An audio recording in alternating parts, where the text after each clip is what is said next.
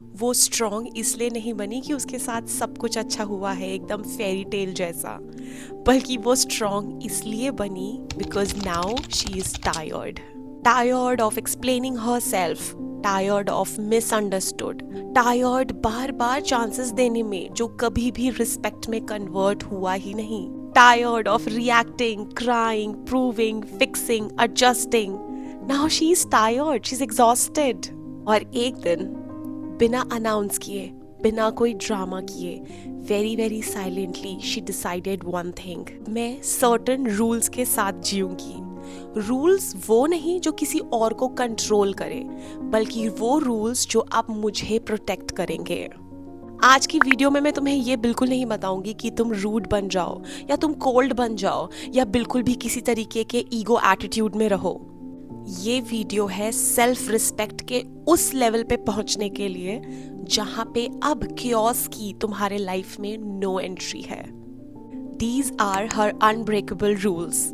और जब एक वुमेन इन रूल्स पे जीना स्टार्ट करती है तो उसको डिस्टर्ब करना, उसको मैनिपुलेट करना, उसको ब्रेक करना इम्पॉसिबल हो जाता है. Rule number 1, she does not react immediately. उसका पहला रूल बिल्कुल सिंपल है, पॉज. एक पावरफुल वुमेन बिल्कुल क्लियरली ये अंडरस्टैंड करती है जो बहुत सारे लोगों को नहीं पता है. Reaction is equal to power leakage. वो रिएक्ट नहीं करती डिसरिस्पेक्ट पे, मैनिपुलेशन पे, प्रोवोकेशन पे या किसी भी तरीके की साइलेंस ट्रीटमेंट पे जो उसे कंट्रोल करना चाहती है. She knows this very well कि इंस्टेंट रिएक्शन देने पे मैंने अपनी सारी पावर सामने वाले मैनिपुलेटर को दे दी. वो सिर्फ ऑब्जर्व करती है, सांस लेती है और सामने वाले को अपने आप खुद को एक्सपोज करने देती है. साइलेंस कोई वीकनेस नहीं होती है, साइलेंस एक इंफॉर्मेशन होती है. Rule number 2, she never explains her self respect. बिल्कुल भी एक्सप्लेन नहीं करती कि उसको कब, क्या और क्यों बुरा लगा, बाउंड्री क्यों होती है, उसने नो क्यों बोला. बिकॉज एक सिंपल सा ट्रूथ है, अगर किसी को तुम्हें एक्सप्लेनेशंस देनी पड़ रही है रिस्पेक्ट लेने के लिए, तो इसका मतलब ये है कि सामने वाले का तुम्हें रिस्पेक्ट देने का कभी प्लान था ही नहीं. He knows, जो उसकी केयर करता है उसको समझाने की जरूरत नहीं पड़ती. जो तुम्हारी केयर, रिस्पेक्ट या वैल्यू नहीं करता है वो तुम्हारी एक्सप्लेनेशंस को बार बार मांगता है, वो उसको एज अ वेपन यूज करता है. एक स्ट्रॉन्ग वुमेन की सेल्फ रिस्पेक्ट, उसके वैल्यूज कोई डिस्कशन का टॉपिक नहीं है. Number 3, she does not chase closure. Repeatedly ये क्वेश्चंस नहीं पूछती है. Why have you done this? तुमने ऐसा क्यों किया? क्या गलती मेरी थी? क्या मुझे खुद को और करेक्ट करना चाहिए था? क्या मैं इनफ नहीं थी? क्या मैं वर्दी नहीं थी? ये सब क्वेश्चंस उसके दिमाग में नहीं आते हैं. ये एक स्ट्रॉन्ग वुमेन ने अपनी जर्नी से सीखा है कि क्लोजर रेयरली ही मिलता है उस इंसान से जो तुम्हें कंटिन्यूअसली वुंड्स दे रहा है. इसीलिए वो खुद को ये क्लोजर दे देती है कि कुछ लोग कभी नहीं बदलते, कुछ लोग कभी भी अकाउंटेबिलिटी, रिस्पॉन्सिबिलिटी लेते ही नहीं है, कुछ एंडिंग्स थोड़ी सी अनफेयर होती हैं और कभी कभी साइलेंस सबसे बड़ा आंसर होता है. वो पास्ट को ड्रैग करके बिल्कुल भी फ्यूचर में नहीं ले जाती है.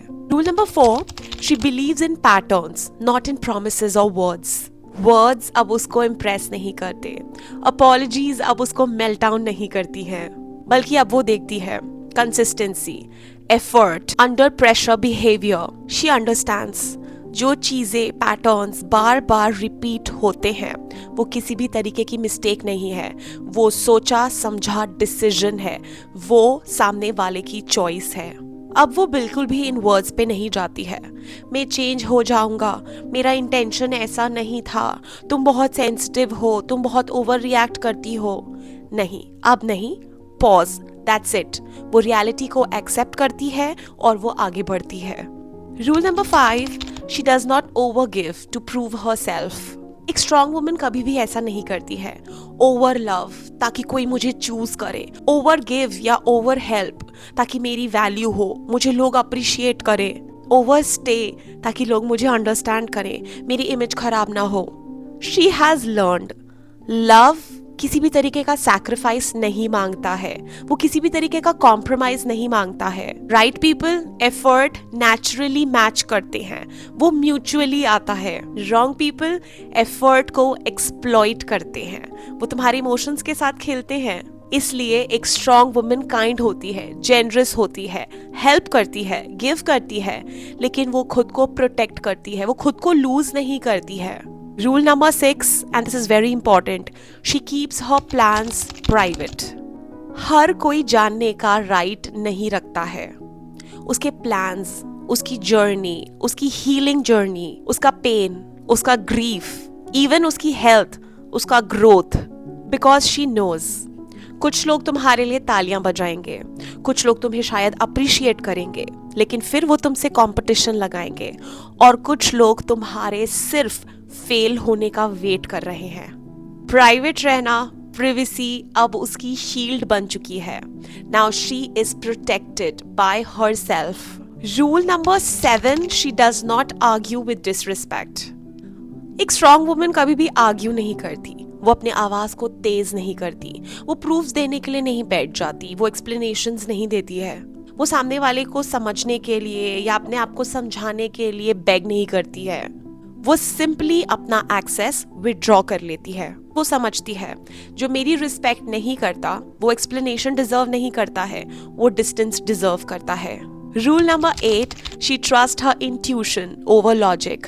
अगर स्ट्रॉन्ग वुमन को एनर्जी ऑफ लग रही है तो वो किसी भी साइन को इग्नोर नहीं करती है, चाहे उसका ब्रेन या लॉजिक बोले एवरीथिंग इज फाइन, लेकिन अगर उसकी बॉडी स्क्रीम कर रही है, उसको ये समझ में आ रहा है that something is wrong, something is of, तो वो ये बात समझती है, वो उसको अवॉइड नहीं करती है। She lessons and respect her intuition, क्योंकि उसकी इंट्यूशन ने उसको पहले भी वार्न किया था, लेकिन उसने तब उसको इग्नोर किया था, इसलिए अब वो अपनी इंट्यूशन को रिस्पेक्ट देती है, सुनती है। Rule number 9, she does not stay where she is tolerated. A strong woman always chooses respect over attachment, peace over history, self over familiarity. She knows this very well. जहाँ पे सिर्फ tolerate किया जा रहा है वो सिचुएशन सेल्फ बिट्रेयल है। Rule number 10, she is comfortable with being misunderstood. A strong woman understands this very well. हर कोई उसकी सिचुएशन, उसकी स्टोरी नहीं समझेगा, हर कोई उसके डिसीजन से अग्री नहीं करेगा, and that's okay. She is not going to give explanations उसके डिसीजन के लिए, या वो बार बार अपनी सिचुएशन को नहीं बताएगी या समझाएगी। सो जिसको जो समझना है they are free to understand. She chooses peace over any sort of approval. Rule number 11, she does not beg for consistency. अगर एफर्ट इनकंसिस्टेंट है तो वो ये नोटिस करती है, अगर प्रेजेंस अनसर्टेन है तो वो स्टेप बैक कर लेती है। अगर कोई चीज नेचुरली आनी चाहिए लेकिन उसके लिए बेग करना पड़े, बार बार बैठ के समझाना पड़े, तो वो उसके वैल्यूज, उसके मॉरल्स और उसके सेल्फ रिस्पेक्ट के अगेंस्ट है। Rule number 12, she walks away without any drama. No speeches, no revenge, no threats, no long texts. She leaves quietly, और फिर वो मुड़ के नहीं देखती है। जब तक एक वुमन लड़ती है, बैठ के समझाती है, बात करती है, जब तक उसको लगता है कि चीजें फिक्स हो सकती हैं, तब तक तो वो अपना 100% देती है। लेकिन जिस दिन वो इमोशनली डिटैच हो जाती है, जिस दिन वो अपना एक्सेस विड्रॉ करने लग जाती है, जिस दिन वो साइलेंस चूज करने लग जाती है, बस उसी दिन गेम ओवर। एक स्ट्रॉन्ग वुमन के अनब्रेकेबल रूल्स ने उसको हार्ड नहीं बनाया है, उसको रूड नहीं बनाया है, बल्कि उसको क्लैरिटी दी है, बल्कि उसको और जेंटल बना दिया है टुवर्ड्स हर।